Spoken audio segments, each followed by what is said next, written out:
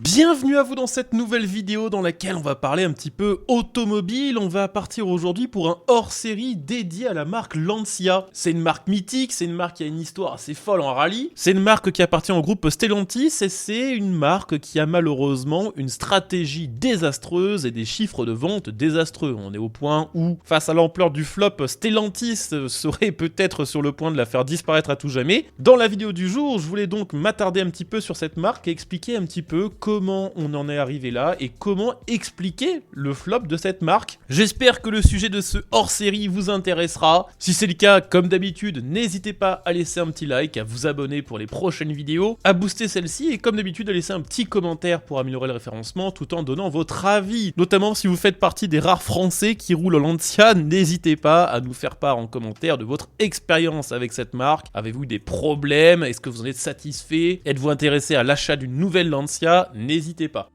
Lancia, c'est une marque qui a failli disparaître à la fin des années 2010, pour la simple et bonne raison qu'elle n'avait plus qu'un seul modèle dans sa gamme, l'ancienne Y. Elle appartenait à l'époque au groupe FCA, groupe qui a été fusionné avec PSA et qui a donné naissance à Stellantis. Stellantis se retrouvant un peu malgré elle propriétaire de Lancia, elle a décidé d'essayer de relancer la marque en 2024. Cette relance, sur le papier, c'était clairement l'événement de la décennie pour la marque. Déjà, c'était le retour de la marque en France, en Espagne, en Allemagne, puisque pendant quelques années, elle n'était que distribuée en Italie. La marque faisait donc son grand retour en 2024 avec un nouveau réseau de distributeurs, des nouvelles concessions si vous préférez, des nouveaux showrooms, une communication et des publicités assez haut de gamme, assez premium et surtout un nouveau modèle dans sa gamme, la nouvelle Y. Sur le papier, c'était plutôt prometteur mais dans la réalité, le retour de Lancia, c'est un immense flop. En 2025, d'après les chiffres officiels de l'ACEA, l'association des constructeurs européens automobiles, Lancia a écoulé sur 12 mois sur tous les pays européens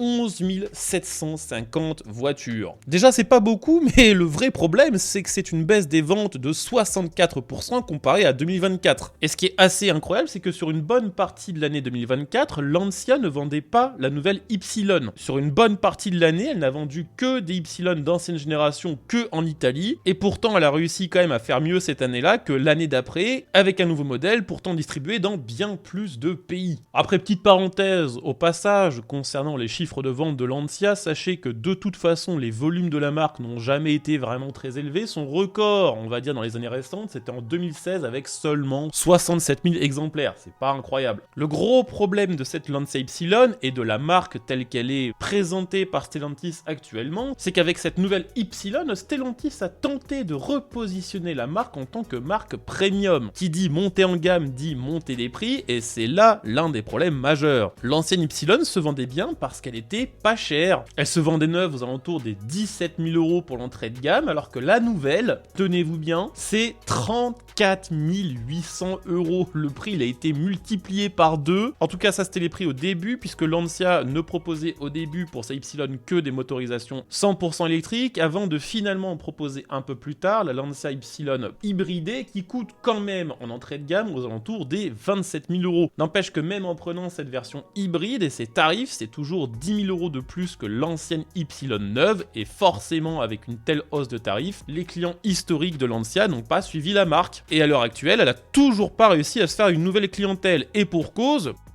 Sa base technique, cette voiture, c'est littéralement une Peugeot 208 avec un autre esthétique. C'est la même plateforme, c'est les mêmes motorisations électriques, mais aussi les mêmes blocs thermiques qui servent de base pour les versions hybridées, à savoir l'incroyable moteur qui a ruiné toute la réputation de fiabilité de Stellantis, le 1 litre de PureTech 3 cylindres. Donc sa base technique, elle vend pas du rêve, d'autant plus que cette Y est beaucoup plus chère que la 208, et ça, peu importe la version, vous prenez une 208 hybridé, c'est 21 000 € contre 27 000 pour la Lancia, et même en version électrique, c'est 32 000 pour la 208 contre 34 000 pour la Lancia. Les clients se demandent donc pourquoi ils devraient payer plus cher une Lancia Y pour, au final, avoir la même voiture avec un autre badge. Et ça d'ailleurs, le rebadgeage, c'est l'un des gros poisons de la marque Lancia. Ce que Lancia subit actuellement chez Stellantis, où elle est condamnée à passer le reste de son existence à rebadger des Peugeot, bah ça fait presque 20 ans que Lancia en est victime. légitime, puisque même à l'époque où elle appartenait pas encore à Stellantis, où elle appartenait juste à FCA, la plupart du temps, Lancia c'était juste des Chrysler rebadgés. Donc c'est plus les mêmes bases maintenant, hein, mais le problème reste le même, c'est plus vraiment une marque produit, c'est une marque logo. Un des autres problèmes de cette Lancia, et on va pas s'attarder trop dessus parce qu'il y a d'autres choses à dire sur cette Y et sur la direction de la marque, c'est que le retour de Lancia a été pensé par l'ancien patron de Stellantis, Carlos Tavares, et notre bon Carlos pensait que Stellantis allait devenir très rapidement un groupe uniquement centré sur la vente de voitures 100% électriques. Sauf que, et on va pas s'étendre sur le sujet, les ventes de voitures électriques en Europe n'ont pas décollé aussi vite qu'il l'aurait fallu. Résultat, cette Y, qui de base ne s'est lancée qu'en version 100% électrique, Stellantis ne lui avait pas prévu de plan B, et il a fallu attendre de nombreux mois pour voir une version hybride de la Y arriver, qui était quand même un petit peu plus proche de ce que la demande locale, les clients européens, demandaient. Un des autres problèmes auxquels Lancia doit faire face, c'est que pendant quelques années, comme je vous l'expliquais juste avant, la marque n'était distribuée qu'en Italie. Elle avait disparu du reste de l'Europe. Résultat, pour plein d'Européens, pour plein de citoyens qui ne s'intéressaient pas forcément à l'automobile, la marque Lancia est presque inconnue. Et il va falloir un sacré bout de temps pour que le nom Lancia recommence un petit peu à circuler et pour que la marque s'installe réellement dans le paysage automobile européen. Et là, on en arrive au troisième problème.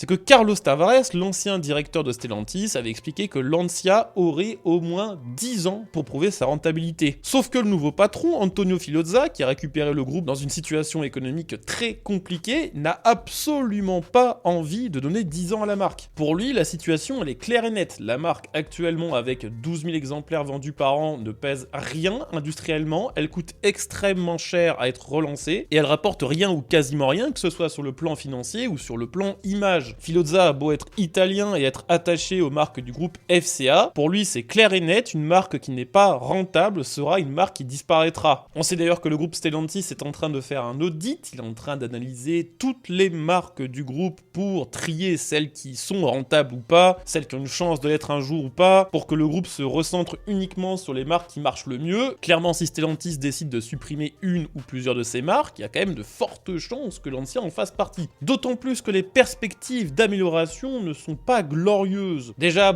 comme expliqué, la marque revient à une période qui est très compliquée pour l'automobile, avec la transition vers la voiture électrique qui marche pas très bien. Les marques européennes doivent faire face à tout un tas de nouvelles marques chinoises qui n'existaient pas ou presque pas encore il y a quelques années. On va dire que Lancia arrive un peu au pire moment avec un plan produit qui est pas clairement défini et qui est pas franchement incroyable. Pour l'instant, comme je le disais, Lancia ne peut compter que sur sa Y. Mais il y a deux autres modèles qui devraient arriver dans la gamme. Bien sûr, si la marque ne disparaît pas avant, il y a la Delta, puisque Lancia veut relancer cette icône du sport automobile. Alors il y a déjà deux gros problèmes, c'est qu'elle devait être 100% électrique, or comme je vous l'ai dit tout à l'heure, le marché du 100% électrique n'est pas encore assez mature en Europe. Résultat, Lancia doit retravailler sa Delta pour qu'elle puisse être compatible avec des moteurs thermiques, et alors qu'elle était attendue pour 2027, elle n'arrivera finalement pas, vraisemblablement, avant 2029. C'est-à-dire que le plan d'urgence, le plan de sauvetage de Lancia n'arrivera pas avant dans 4 à 5 ans. Alors bien sûr, vous allez me dire que Lancia va aussi relancer la Gamma, c'est vrai. La Gamma doit revenir, mais